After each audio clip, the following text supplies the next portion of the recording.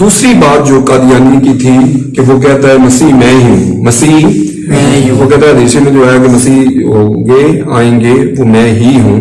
تو میں آپ کے سامنے یہ بخاری شریف کی کتاب البیوع صفحہ نمبر 530 ہے، حدیث نمبر 2222. یہ اسی طرح مسلم شریف کی حدیث شریف جو ہے وہ باب و ذکر الدجال اس کے اندر موجود ہے 2937. اس طرح مسلم شریف کی حدیث شریف جو ہے وہ 156 نمبر حدیث شریف. اب اسی طرح سنن ابو داؤد شریف کی حدیث شریف، اس طرح مسلم شریف کی حدیث شریف 572 نمبر حدیث آپ کے پاس موجود ہے، آپ اس میں سے دیکھ سکتے ہیں.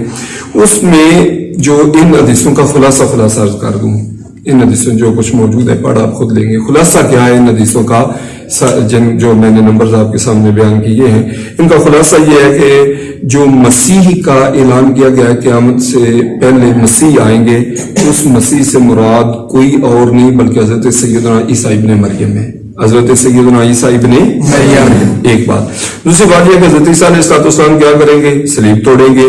تیسرا یہ حدیث شریف میں موجود ہے خنزیر کو قتل کریں گے. چوتھا جزیہ موقوف کر دیں گے.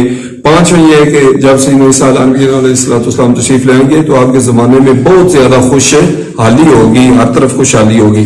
پھر چھٹا یہ ہے کہ دمشق کے مشرق میں سفید مینار کے پاس آپ نازل ہوں گے. پیدا نہیں ہوں گے حضرت عیسیٰ علیہ السلام بلکہ کیا ہوگا؟ نازل ہوں گے، اتریں گے.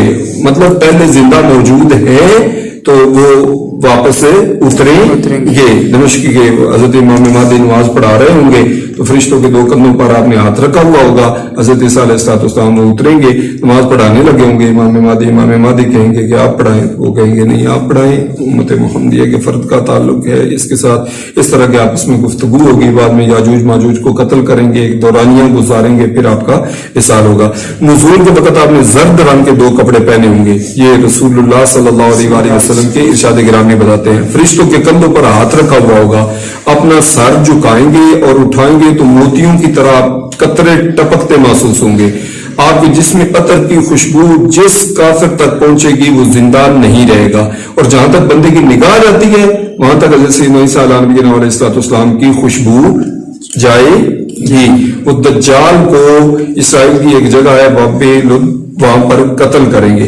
40 یا 45 سال 2 روایتیں ہیں زمین پر رہیں گے. ان کے زمانے میں اسلام کے سوا سارے دین مٹ جائیں گے وغیرہ وغیرہ وغیرہ. یہ احادیث طیبہ میں نشانیاں بیان کی گئی ہیں مسیح کی کہ مسیح کے اندر یہ کوالٹیاں ہوں گی، یہ خوبیاں ہوں گی، یہ وہ کام کریں گے. اب ان نشانیوں میں سے ایک نشانی بھی مرزا قادیانی کے اندر پائی نہیں جاتی. تو لہذا جو قادیانیوں کا دوسرا عقیدہ ہے کہ مسیح وہ کون ہے، حضرت سیدنا عیسیٰ ابن مریم کی بجائے وہ مرزا قادیانی ہے، یہ سراسر غلط ہے. کیونکہ حدیث طیبہ کے مطابق جو مسیح کی نشانیاں بیان کی گئی ہیں ان میں سے کوئی ایک نشانی بھی مرزا کے اندر موجود نہیں ہے.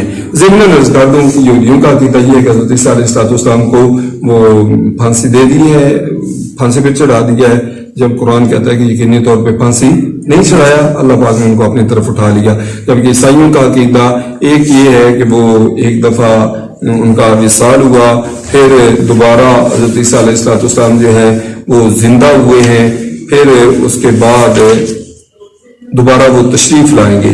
یہ عقیدہ ہے ان کا کہ دوبارہ آنا ثابت ہے. ایک یہ ہے ان کا عقیدہ کہ نہیں جی وہ سولی پہ چڑھ گئے اور ان پہ سولی کے چڑھنے کی وجہ سے حضرت سیدنا عیسیٰ علیہ السلام کے ہمارے گناہوں کو انہوں نے کفارہ دے دیا ہے. اس طرح کا عقیدہ بھی ہے عیسائیوں کا. بہرکیف جو قادیانی مرزے کا عقیدہ ہے اس طرح کا عقیدہ آج تک 1400 سال میں کسی مسلمان عالم نے بیان نہیں کیا. یہ اس کی اکیلے کی بس وہ جس طرح چھوڑتا ہے نا اس طرح اس نے ایک چھوڑی ہے. یہ بات بھی اختلاف ایک ذہن میں رکھنا چاہیے کہ عیسائیوں کے قادیانیوں کے ساتھ ہمارا مسلمانوں کا ایک یہ بھی اختلاف ہے.